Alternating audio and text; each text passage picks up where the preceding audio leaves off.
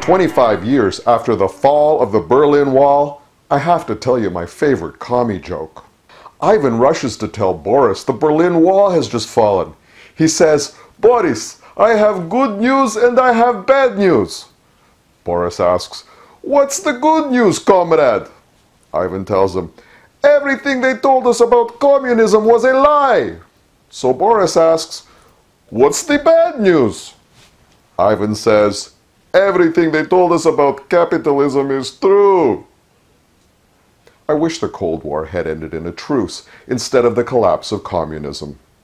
That way, the Eastern Bloc would get Coca-Cola, Levi's, and VWs, and the Western world would get to keep their social services and pensions. Corporations would still be paying taxes to keep socialism at bay, and the commissars would get Western expertise to build ladas that would actually start. But instead, the fall of the Berlin Wall was a disaster for Western working classes. With no alternative, capitalism became the exploitative monopoly the communists always said it was. And the Soviet proletariat traded in a communist elite for a mafia. As commissars transformed into billionaire oligarchs, Western CEO salaries shot up tenfold to 400 times the average worker's wage. The wholesale privatization of the Soviet Union is now being replicated in the West, where public assets are privatized by fire sale for the benefit of the financial elite.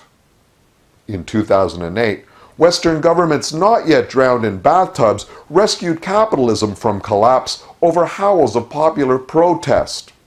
Since then, the number of billionaires has doubled, while austerity was enforced ever more brutally on everyone else. Now, capitalism is entering its terminal phase. The markets are saturated. Consumption cannot be stimulated with free money because everybody's already indebted or unemployed.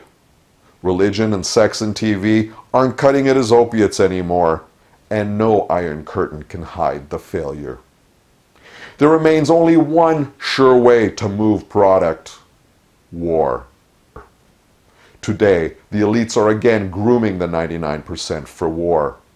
This time, the Hun are a black-masked byproduct of the last imperial incursion. So as you commemorate the end of the Cold War and celebrate the fallen of the wars to end all wars, get ready for some more good old war. In Toronto, for Rabble TV, I'm Umberto da Silva, not Rex Murphy.